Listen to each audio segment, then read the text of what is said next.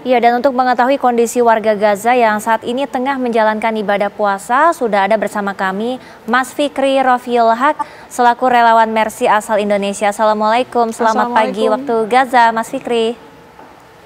Waalaikumsalam warahmatullahi wabarakatuh. Selamat pagi waktu Gaza, Mbak Prima dan Mbak Putri.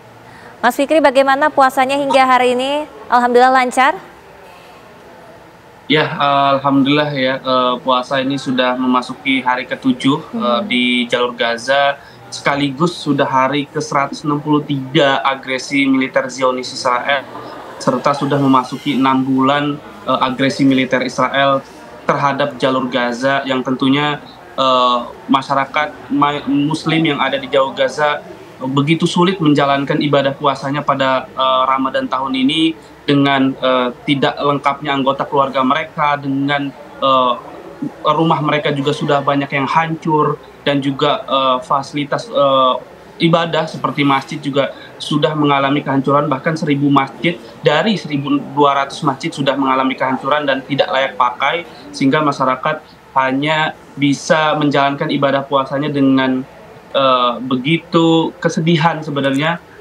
Dengan ada UNICEF sendiri mengatakan datanya ada 17.000 anak yang sudah yatim piatu sejak serangan Israel terhadap warga Gaza sejak 7 Oktober lalu. Artinya pada bulan Ya, Ramadan ini 17.000 anak mereka tidak ada kedua orang tuanya, mereka juga tidak memiliki rumah tempat tinggal yang memadai, serta tidak ada masjid yang untuk mereka melaksanakan sholat tarawih, sehingga mereka hanya menjalankan ibadah sholat tarawihnya itu di halaman-halaman masjid baik. yang kita tahu banyak masjid yang sudah hancur. Baik, Mas Fikri, kalau tadi diperlihatkan sebelumnya Mas Fikri makan, berbuka, sahur dengan menu seadanya ya, bisa kita bilang kita turut prihatin Mas Fikri. Tapi bagaimana dengan warga lainnya? Informasinya juga masih banyak warga yang belum, bahkan tidak sahur dan tidak berbuka begitu ya, karena tidak adanya bahan makanan Mas Fikri.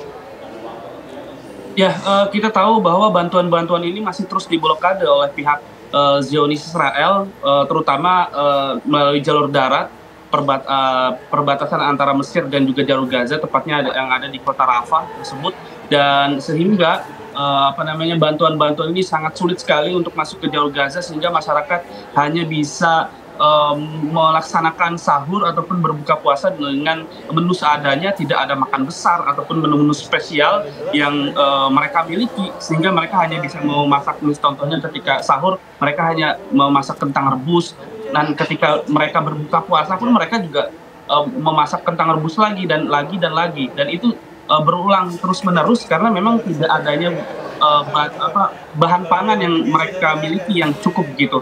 Dan kita tahu saat ini karena barang yang sudah langka sekali, 6 bulan barang sangat sulit masuk ke jalur Gaza, sehingga banyak inflasi-inflasi yang ada di jalur Gaza. Bayangkan yang ada di pasar aja, misalnya daging sapi 1 kilonya yang seharusnya normalnya kalau kita rupiahkan 160.000, sekarang menyentuh angka 800.000 per 1 kilo daging, sehingga masyarakat tidak mampu mereka untuk membeli makanan-makanan yang ada di pasar, sehingga mereka hanya bertumpu saja pada bantuan-bantuan internasional, yang kita tahu bahwa bantuan internasional pun sangat sulit sekali untuk masuk ke jalur Gaza, sehingga masyarakat ya mereka hanya membeli atau memakan menu-menu sederhana. Bahkan tadi ketika kita sahur pun kita memakan satu biskuit kurma dan juga air putih, dan hampir setiap hari juga kita hanya bersahur dengan seadanya maupun berbuka dengan seadanya. Dan masyarakat pun seperti itu. Bahkan Kementerian Kesehatan Palestina mengatakan ada sekitar 2.000 tim medis yang bertugas di jalur Gaza Utara. Mereka melaksanakan sahur, mereka melaksanakan puasa, Puasa? tapi tidak dengan sahur dan juga berbuka puasa karena keterbatasan makanan yang mereka miliki, dan juga mereka harus bertugas selama 24 jam untuk merawat korban-korban agresi perang Israel ini. Ya, Mas Fikri, perbedaan yang begitu kental begitu ya, jika dibandingkan dengan bulan Ramadan tahun lalu, seperti apa jika bisa digambarkan kondisinya? Iya, tentunya sangat sangat jauh-jauh berbeda ya, di mana tahun lalu kita bisa melaksanakan ibadah puasa Ramadan ini pada Ramadan tahun lalu dengan damai, tidak ada perang, tidak ada korban jiwa yang berjatuhan.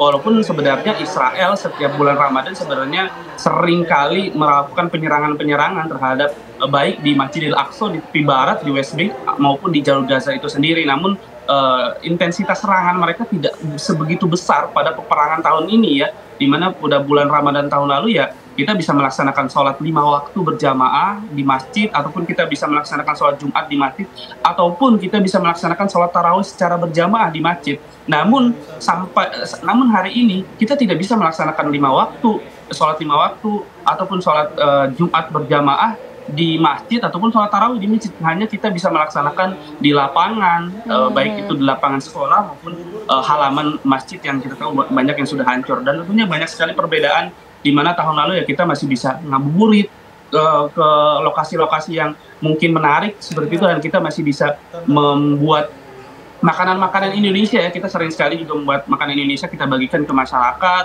kita perkenalkan misalnya rendang, opor ayam ke masyarakat. Dan yang paling mereka sukai adalah sebenarnya es buah, dan itu sebenarnya sederhana mungkin di Indonesia, tapi itu begitu spesial sekali yang ada di Jalur Gaza, sehingga mereka juga menyukai makanan tersebut. Tapi di Ramadan ini mereka tidak bisa memakan makanan spesial karena memang barangnya sangat sulit sekali. Baik, baik. Terima kasih banyak informasinya Mas Fikri. Kami doakan untuk Mas Fikri dan juga warga Palestina ini tetap bertahan dan semoga gencatan senjata segera terwujud di sana. Terima kasih. Assalamualaikum. Waalaikumsalam warahmatullahi wabarakatuh.